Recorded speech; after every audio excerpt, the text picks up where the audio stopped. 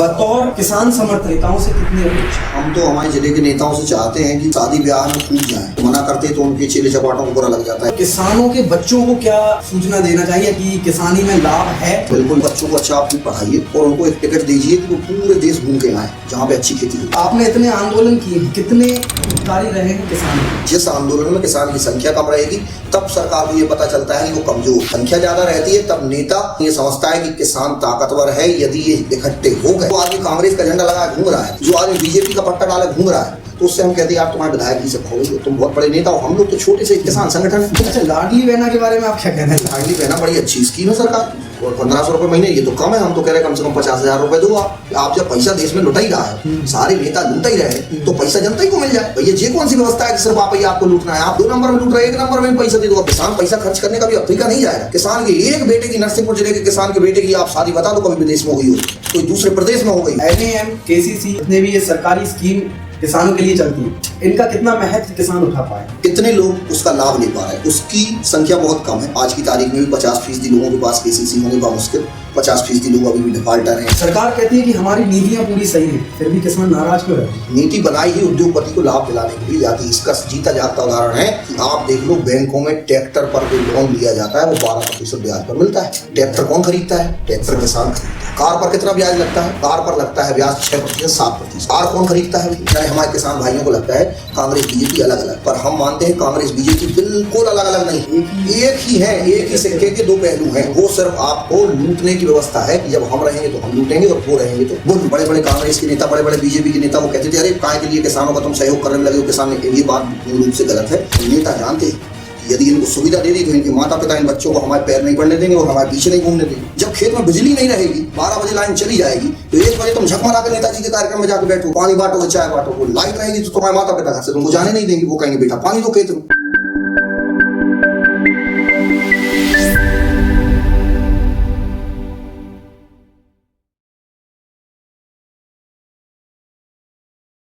तो दर्शकों, सभी का स्वागत है ग्राउंड रियलिटी विद अंकित पे। और किसानों के साथ पॉडकास्ट की श्रृंखला में आज के हमारे गेस्ट हैं प्रतीक शर्मा जी। तो चलिए चलते हैं और उनसे कुछ किसानों से रिलेटेड कुछ अहम प्रश्नों के सवाल पूछते हैं। कौन जवाबदेह है, कौन जिम्मेदार है, कौन समस्या क्रिएट कर रहा है किसानों के लिए, ये सारी चर्चा हम आज इस पॉडकास्ट में करेंगे। तो स्वागत है आपका प्रतीक जी। बहुत बहुत धन्यवाद अंकित भाई, आपने हमें बुलाया उसके लिए बहुत बहुत धन्यवाद। और आपने इस पॉडकास्ट के माध्यम से राष्ट्रवादी किसान आर्मी को अपनी बात रखने का जो मौका दिया है नरसिंहपुर जिले के ग्रामवासियों के सामने और किसानों के सामने, उसके लिए बहुत बहुत धन्यवाद। ये ना हम किसान नेता हैं, ना हम सोशल एक्टिविस्ट। हम असल में एक किसान हैं और माता पिता ने पढ़ाया तो उसके बाद में ये मन में आया कि यार अपन जागरूक किसान बने, अपनी आवाज उठाना सीखें, और वही हम कर रहे हैं। राष्ट्रवादी किसान आर्मी के बतौर सदस्य के रूप में आपने हमें बुलाया, इसके लिए आपका बहुत बहुत धन्यवाद। और आपके पॉडकास्ट के माध्यम से हम हमारी जो समस्याएं हैं, जो हमारे सवाल हैं, जो हमारी शंकाएं हैं, तो सरकार के पास, जनप्रतिनिधियों के पास और हमारे किसान भाइयों के पास भी पहुंचा पाएंगे। धन्यवाद। प्रतीक जी, आमतौर पर देखा गया है एक नेता आंदोलन के समय किसान और चुनाव के समय पर नेता बन जाता है, इसके बारे में आप क्या कहेंगे? निश्चित तौर पे किसान होता तो आम इंसान ही है, वो भी किसानों के पक्ष की बात करता है, किसानों के अधिकार की लड़ाई लड़ता है, किसान की समस्याओं के लिए लड़ाई लड़ता है। तो वो भी किसानों से ये कभी नहीं कहता कि भैया आप यहाँ पे वोट दीजिए या यहाँ पे वोट दीजिए। वो भी जब चुनाव आता है तो वो भी किसी ना किसी पार्टी में खुद को खड़ा कर लेता है, क्योंकि उसको भी संरक्षण की आवश्यकता महसूस होती है। उसको ऐसा लगता है कि शायद मुझे संरक्षण की आवश्यकता इस पार्टी से है और ये पार्टी मुझे संरक्षण देगी। पर ये मिथक है। किसान को किसी पार्टी का साथ खुलकर नहीं देना चाहिए। किसान को जो पार्टी जीते उसके साथ ये कहना चाहिए कि भैया हम आपके साथ थे। क्योंकि आज के दौर में जब हम देख रहे हैं सारे नेता, सारी पार्टियां मिलकर व्यवसाय करती हैं, तब ऐसे दौर में किसान को कभी भी खुले मन से किसी व्यक्ति का झंडा उठाने की, किसी पार्टी का झंडा उठाने की आवश्यकता नहीं है। मतलब आप ये कहना चाहते हैं कि किसानों को चुनाव के टाइम पे भागीदार घोषित किया जाता है और चुनाव होने के बाद उनको लाभार्थी भी नहीं माना जाता। मूल रूप से किसान वो है जिसको ये पता हो कि सोयाबीन की बोनी में बीज कितने किलो लगता है। हमने देखा नेता बता देते कि भैया फलानी चीज को फावड़िया कहते हैं, इसको हर कहते हैं, इसको खुरपी कहते हैं, इसको हंसिया कहते हैं। फसल पहचानने से और उनके औजार पहचानने से आप किसान नहीं बन जाते। किसान वो व्यक्ति कहलाता है जिसको ये पता कि मूंग की बोनी कितने किलो प्रति एकड़ करनी है, मूंग में फास्फोरस कितना लगना है, मूंग में नत्रजन कितनी लगनी है। ये किसान, यदि ये जनप्रतिनिधि जो आज आपके विधायक हों, आपके मंत्री हों, आपके सांसद हों, इनसे आप ये सवाल पूछ लो, इनको पसीना आ जाएगा।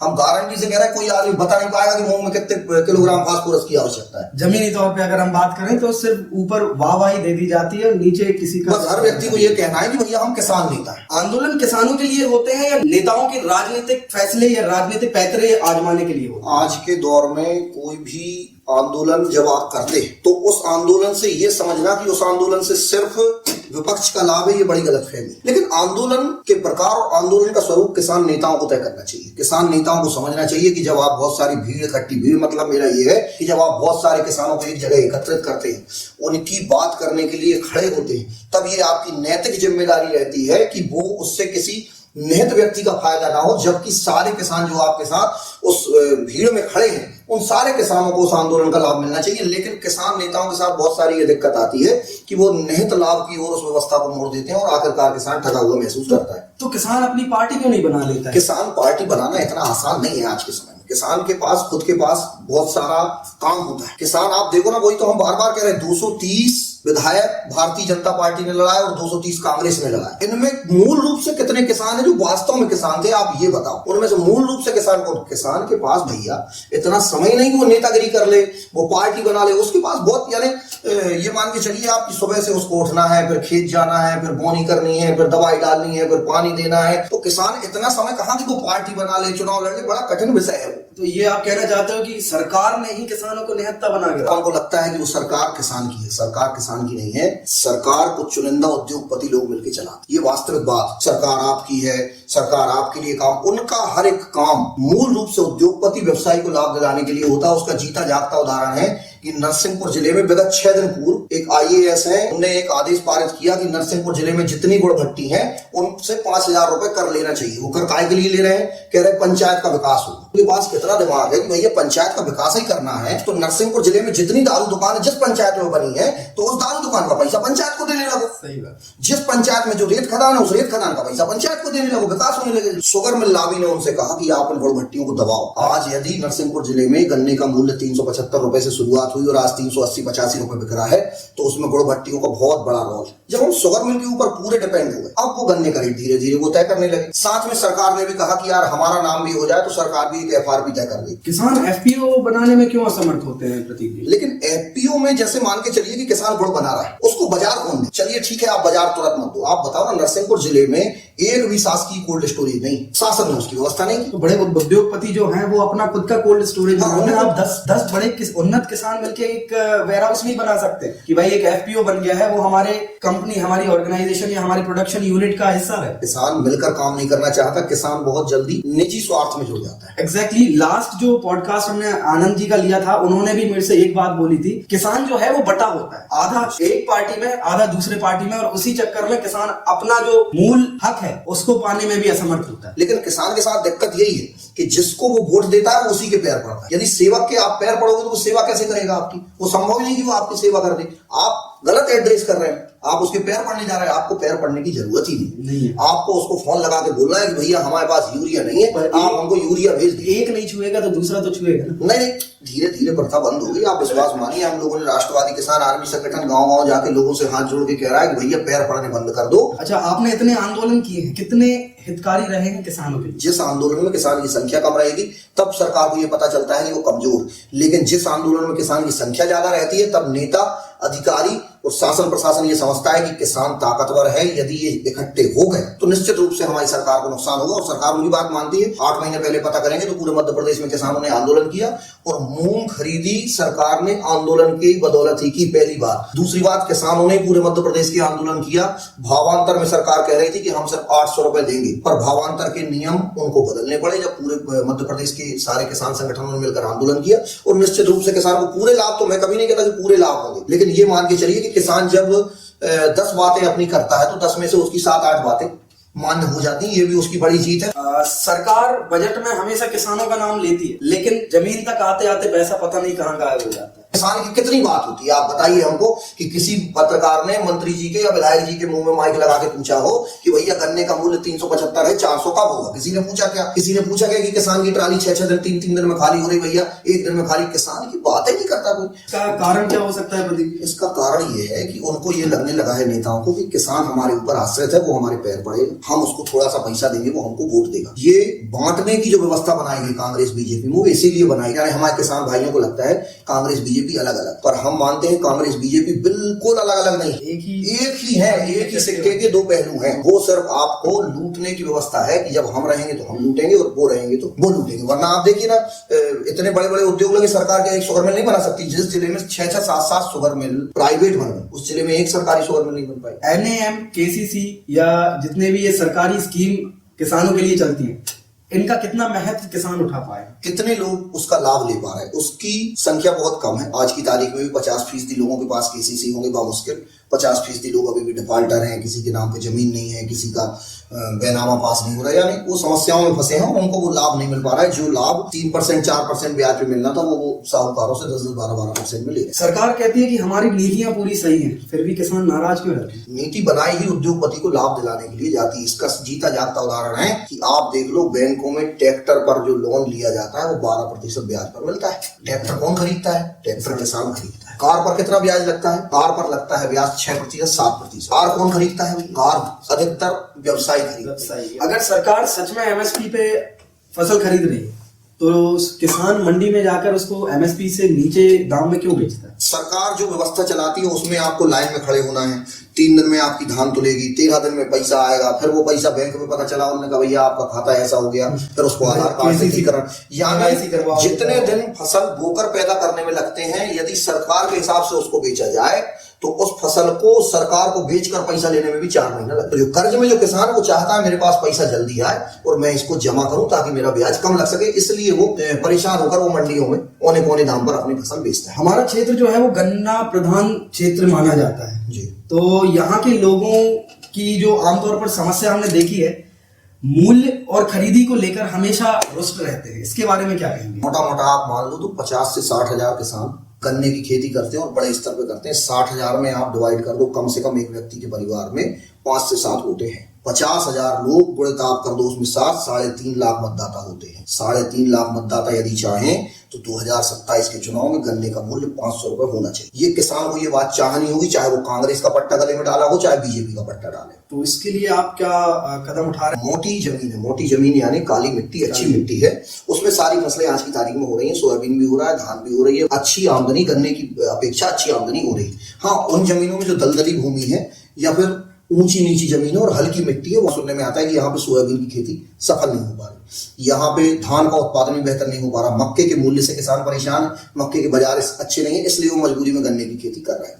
तो हम एक तो चाहते हैं कि गन्ने का रकबा जो है आपको कम रहे। दूसरी चीज, आप अपने नेताओं से कहिए कि गन्ने के मूल्य यदि हमें 500 रुपए नहीं मिलेंगे तो हम आपको वोट नहीं देंगे। हम सारे किसानों से आपके माध्यम से आग्रह कर रहे हैं हाथ जोड़ के, भैया सारे लोग गुड़ भट्टी लगा दो कि आप गुड़ भट्टी इसलिए बनाओ, आप खुद का ब्रांड बनाओ। वही तो मैं बोल रहा था FPO की। हाँ नहीं, लेकिन मैं कह रहा हूँ किसान को FPO ठीक है, आप खुद का ब्रांड भी बना सकते हो। जब टाटा बना सकता है, अंबानी बना सकता है, हल्दीराम बना सकता है, तो आप भी कोशिश करो, थोड़ा समय लगेगा। आप अच्छा गुड़ बनाओ, शुद्ध गुड़ बनाओ, प्राकृतिक गुड़ बनाओ। क्या ऐसा नहीं हो सकता प्रतीक जी की हर पंचायत में एक भट्टी या एक FPO बना दिया जाए और सब गाँव वाले उस पंचायत को या उस FPO को माल सप्लाई करें? और ये जो स्कीम है, ये चेन जो है, वो अगर हम ओवरऑल इंडिया में देखें, या चलो इंडिया की बात न करें, नरसिंहपुर में देखें, तो वो लाभकारी हो सकती है। लेकिन आप पता करो ना कि आपके जिले में कितने FPO बने, उनका क्रियान्वयन सही तरीके से क्यों नहीं हुआ, उनके प्रोडक्ट को बड़े बाजार में क्यों नहीं बेचा गया। हमने गजन सिंह जी से आज से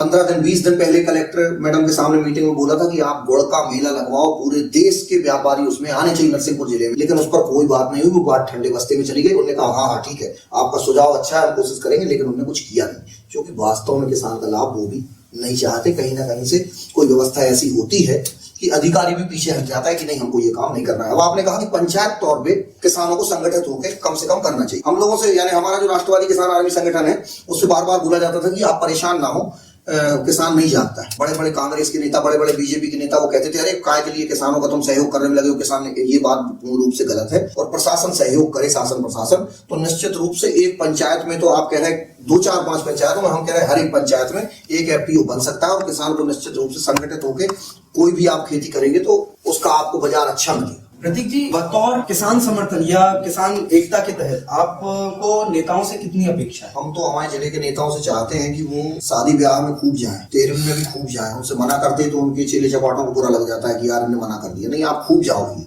लेकिन आप किसान को यूरिया डीएपी भी दिलवाओ। उनसे कहा जाए कि गन्ने के ट्रैक्टर पे बैठ के परगवा से गाड़र वाला गन्ना बेचने आ जाओ 10 दिन। मैं गारंटी से कह रहा हूँ ये स्टेट हाईवे 24 लाइन में कन्वर्टेड हो जाएगा।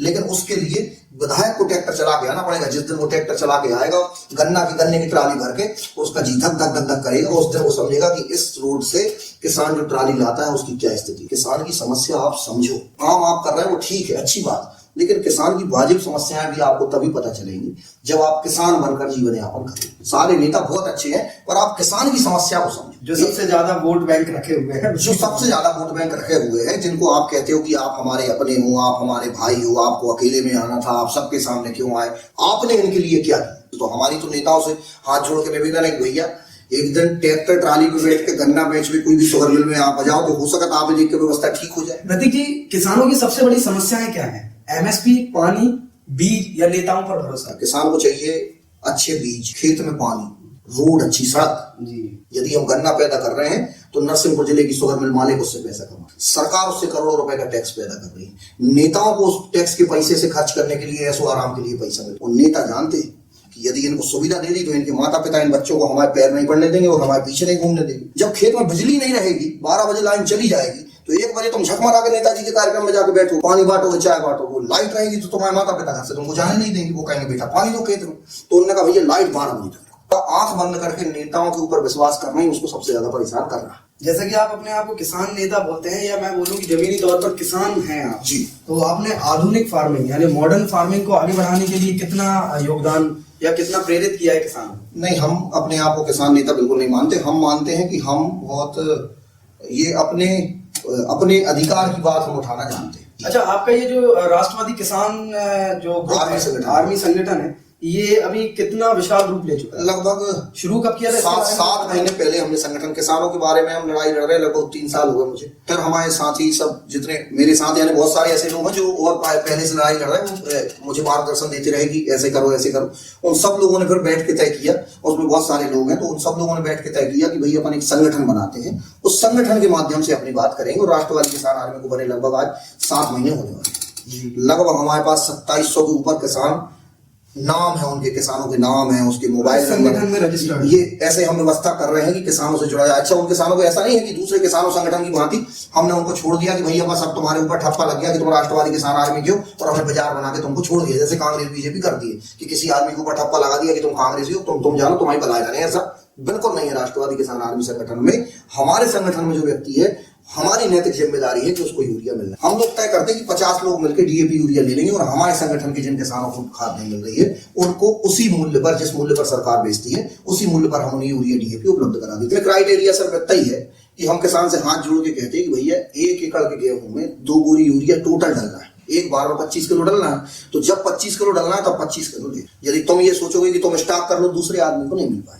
इसलिए हमारा अच्छा दूसरा क्राइटेरिया ये है कि जो आदमी कांग्रेस का झंडा लगाए घूम रहा है, जो आदमी बीजेपी का पट्टा डाले घूम रहा है, तो उससे हम कहते हैं आप तुम्हारे विधायक जी से कहोगे तुम बहुत बड़े नेता हो, हम लोग तो छोटे से किसान संगठन। अच्छा प्रतीक जी, आप किसानों के बच्चों को क्या सूचना देना चाहिए, क्या बताना चाहेंगे कि किसानी में लाभ है या कुछ दूसरी प्रोफेशन की तरफ से? बिल्कुल मैं निवेदन करना चाहूंगा, सारे लोगों से कहूंगा बच्चों को अच्छा आप खूब पढ़ाइए और उनको एक टिकट दीजिए कि वो पूरे देश घूम के आए जहाँ पे अच्छी खेती होती है, और फिर यहाँ पे आके कुछ अच्छी तरीके से खेती करें ताकि हम नौकर बनने की तरफ न जाएं। मतलब क्या अच्छे तरीके का अच्छी खेती करने का मतलब ये है, उन्नत खेती नहीं, मेरे कहने का मतलब ये है कि हम जो ढर्रे पे चले आ रहे हैं कि नहीं चना ही बोना है, नहीं मसूर, ट्रेडिशनल खेती। हाँ, यानी खेती आपको बदलनी होगी। जिसकी जरूरत है वही जनप्रतिनिधि जो चाहे वो कर सकता है, क्योंकि वो नेता है, वो चाहे तो यदि नरसिंहपुर जिले में मटर पैदा होने लगे तो वो मटर नरसिंहपुर जिले में बिकवा सकता है, लेकिन दुखदाई तो यही है कि उसको बेचने में बेटौनी जाना पड़ता है। तो फिर मटर की खेती कोई करना नहीं चाहता कि भैया उसका भाड़ा इतना लग जाएगा जितने में हम पैदा करेंगे। तो बाजार दिलाना तो नेता ही का काम है ना, जनप्रतिनिधि का काम, चूंकि उसके पास पावर है। जिसके पास पावर है वही तो आपको व्यवस्था देगा। अब किसान संगठन तो सिर्फ चिल्ला सकता है, लोगों की भीड़ इकट्ठी करके अपन नेता के पास जा सकते हैं, बात कर सकते हैं, लेकिन समस्या का समाधान करना मूल रूप से जनप्रतिनिधि के हाथ में है। आप अपने क्षेत्र के वर्तमान जनप्रतिनिधि से कितने संतुष्ट? हम 10 में से उनको 2 नंबर देंगे मेरे ख्याल से। सब जन्मदिन में जा रहे हैं, शादी में जा रहे हैं, 13वीं में जा रहे हैं, तो 2-3 नंबर तो उनको मिलने चाहिए यार। और लोग भी खुश हैं, लोग बड़े खुश हैं। यानी हम देखते हैं जिनके घर को जाते हैं वो लोग बड़े खुश हैं। भैया वो आए थे, भले ही उनके घर से जिनके घर पे वो 13वीं में आए थे उनको यूरिया ना मिला, और वो यूरिया के उनसे तो चर्चा नहीं करती, भैया यूरिया नहीं मिला, आप बैठने आए जरा फोन लगा दो तो यूरिया मिल जाए। नहीं, ये कोई नहीं कहता। यही तो दुख है, इसका रोना भी है। तो नेताओं को 2-3 नंबर देंगे, उससे ज्यादा नहीं दे सकते। प्रतीक जी, आपकी राष्ट्रवादी किसान आर्मी जो है वो अगले सत्र के चुनाव में किसका समर्थन देगी? कि हम चाहते हैं कि हर गांव में एक मंच बने, एक मंच पे गांव के सारे लोग बैठे और दोनों नेता आके बैठ जाएं जो विधानसभा का चुनाव लड़ना चाहते हैं, और वो एक ब्लैंक चेक दे जाए गांव के साइन करके कि हम आपकी बातें यदि ना माने तो बीच में चेक लगा के हमको अंदर करा दें, और वो लिख के दे जाए कि वो गांव के लिए क्या करना चाहते हैं। आज हम देख रहे हैं सारे लोग, आप कहो कि भैया फलाना काम नहीं होगा, भैया भोपाल चले जाओ, दिल्ली चले जाओ, भोपाल दिल्ली से नीचे की नेता बात नहीं करते। जैसे लाडली बहना तो मिलनी ही है, तो लाडली बहना में वोट तो नहीं मिलनी है। अच्छा, लाडली बहना के बारे में आप क्या कहना है? लाडली बहना बड़ी अच्छी स्कीम है सरकार की, और 1500 रुपए महीने, ये तो कम है। हम तो कह रहे हैं कम से कम 50,000 रुपए दो आप। 50,000 रुपए महिला को मिलने चाहिए। आप जब पैसा देश में लुटा ही रहा है, सारे नेता लूटा ही रहे हैं, तो पैसा जनता ही को मिल जाए। भैया ये कौन सी व्यवस्था है कि सिर्फ आप ही आपको लूटना है? आप 2 नंबर में लूट रहे हैं, 1 नंबर में भी पैसा दे दो। अब जब फ्री की व्यवस्था चालू हो ही गई तो पर हम सम्मान निधि की बात कर रहे हैं, आपने किसान सम्मान निधि की बात नहीं की। किसान सम्मान निधि 12,000 रुपए अपमान निधि, आप उसको भी बढ़ा के 1,20,000 करो। किसान को दो ना आप पैसा। किसान पैसा खर्च करने का भी अफ्रीका नहीं जाएगा। किसान के एक बेटे की, नरसिंहपुर जिले के किसान के बेटे की आप शादी बता दो कभी विदेश में हो गई हो तो, कोई दूसरे प्रदेश में हो गई हो तो, और हम मध्य प्रदेश के 10 नेता ऐसे बता देंगे जिनके बच्चों के हनीमून मनाने विदेश जाते हैं, जिनकी शादियां दूसरे प्रदेशों में हुई। तो ये बात अपन इसीलिए बार बार कर रहे हैं कि भैया आप तो दे जाओ कि भैया हम किसान के लिए ये करेंगे, और हमारी किसी व्यक्ति विशेष से लड़ाई नहीं है कि किसी पार्टी विशेष से लड़ाई। हम तो सबसे हाथ जोड़ कह रहे हैं भैया आप जो करना चाहते हो उस गांव के लिए, बतौर जनप्रतिनिधि, बतौर सांसद, बतौर विधायक, आप जो करना चाहते हो उसको एक कागज में लिख के दे जाओ कि भैया हम जीते तो ये करेंगे, ये करेंगे, ये करेंगे। ये नहीं कर पाए तो एक चेक, ब्लैंक चेक पे साइन करके दे आओ, भैया हमने करें। जो चेक लगा दे हाई कोर्ट में, पैसा भर के तो कम से कम होता है आपकी 3-4 महीना जमाना नहीं, जो जनता है करना चाहिए। बाकी धब्बे अब्बे की कोई से जरूरत नहीं है। परमात्मा ने आदमी जीवन दाओ है, और जब तो जीवन दाओ तो आदमी जी करे। जय जवान जय किसान। बहुत अच्छा लगा प्रतीक जी आपसे बात करके, और किसानों के बारे में, किसानों की समस्याओं के बारे में हमने कुछ चर्चा की।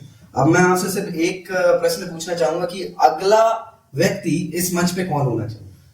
अगले व्यक्ति, आप अपन गाढ़वारा की धरती पे बैठे हैं तो मंत्री जी होने चाहिए। मंत्री जी? मंत्री जी यदि आपको समय नहीं देते हैं तो आप जो उनसे चुनाव हारे, चूंकि लोकतंत्र में जो व्यक्ति जीतता है वो नेता है, हाँ। जो हारता है वो उपनेता है। तो जो हारी हैं, जो हमारी नेत्री जी सुनीता पटेल जी, उनको आपको बिठाना चाहिए, उनसे सवाल करना चाहिए कि आप कहाँ हैं। क्या कांग्रेस भी सिर्फ 6 महीने पहले चुनाव के जनता के बीच में दिखाई देगी? जनता के बीच में दिखने का मतलब ये है कि आप जनता की लड़ाई को सड़क पर लड़िए। हम ये चाहते हैं कि जनता की लड़ाई कांग्रेस को लड़नी चाहिए, क्योंकि उपनेता तो वही मेरे ख्याल से उन्हें होना चाहिए, और मुख्य रूप से नेताजी को होना चाहिए। बहुत बहुत धन्यवाद। बहुत बहुत धन्यवाद आपने बताया। जय जवान जय किसान।